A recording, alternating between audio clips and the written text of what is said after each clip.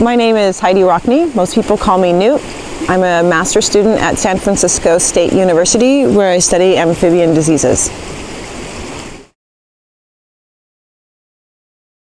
When I'm not doing science, I really like to explore film and photography. I like just being outside in nature, looking for little salamanders and other critters. I like to cook, I like to sew, I like to pretend I can dance, and I always find something to keep me busy. I like hiking. If hiking were a sport, it would be my favorite sport. My favorite animal is a moose. I don't know why, they're just really majestic, and I really like moose.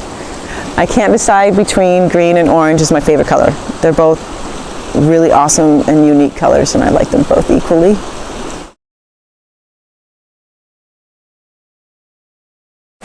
I grew up near Seattle, Washington, and as a young kid I was really curious and inquisitive about the natural world around me. I spent hours digging in the dirt. My first pet was an earthworm named Alice when I was 4, and I just had jars of bugs from a very young age all over my room.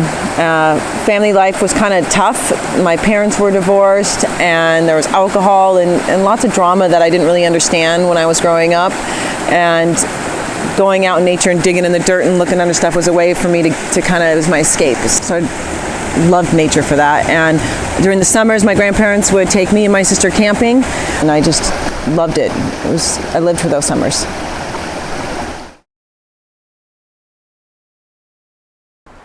I was a fairly good student when I was young. I really loved math and science, and I spent more time studying these subjects than I did socializing with other kids.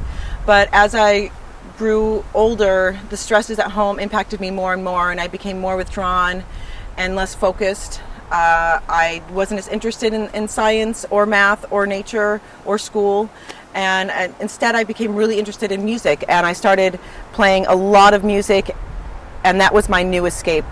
So by the time I graduated high school, I decided I wanted to go study music performance and not math or science at that point.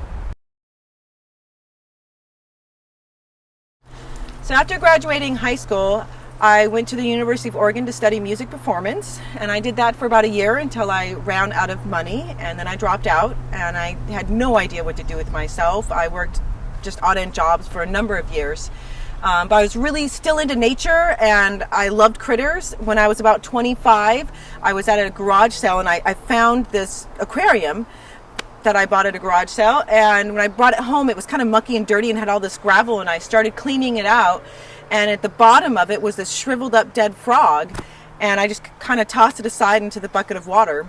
And the next day when I came down to finish cleaning out the aquarium, that frog was sitting on the rim of that bucket just looking at me with one good eye. He was blind in the other eye, and I instantly fell in love, and I knew I had to go back and study amphibians.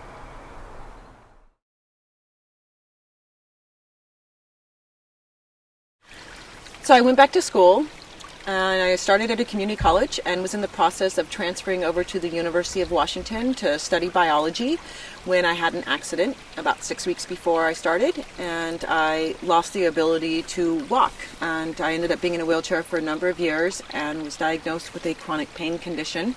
I gave up on being a scientist and on going back to school. I gave up on anything. I didn't leave the house for years. I got really depressed, and I lived that way for a long time. And then at some point when I was 35, I realized that if I didn't get up and do something, I never would. So I decided to go back to school to be a teacher.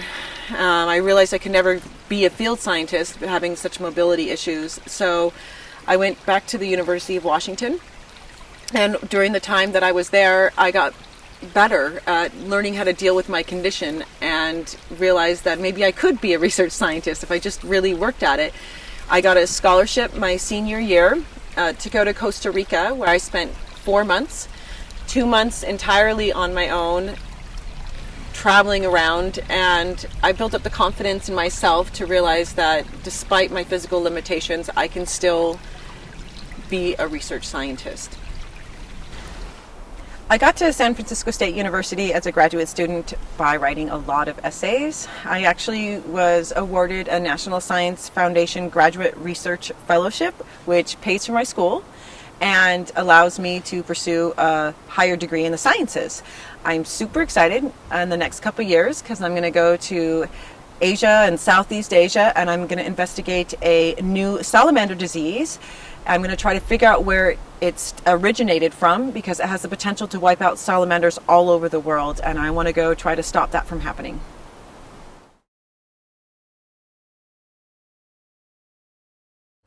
Amphibians are one of the most endangered groups of animals on the planet.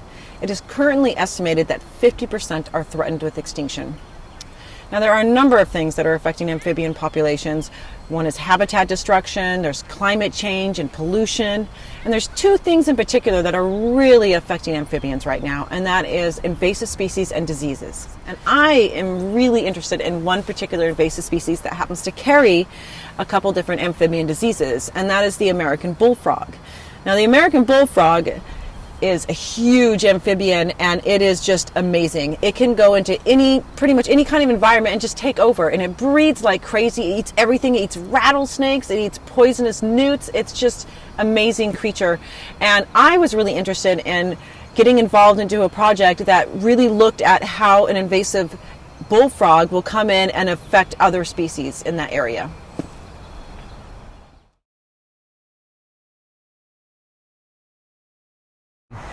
I love science. I love how it makes me feel connected to the world. I love tromping around in the water and flipping over logs and getting muddy and seeing this whole world that most people never take the time to notice. It makes me just feel curious and alive, and I want to know as much as I can. There's so much that we really don't know about this world, and I want to contribute to our growing knowledge of nature and answer key questions in science that can help us as a species learn how to coexist and nurture the amazing resources that are around us.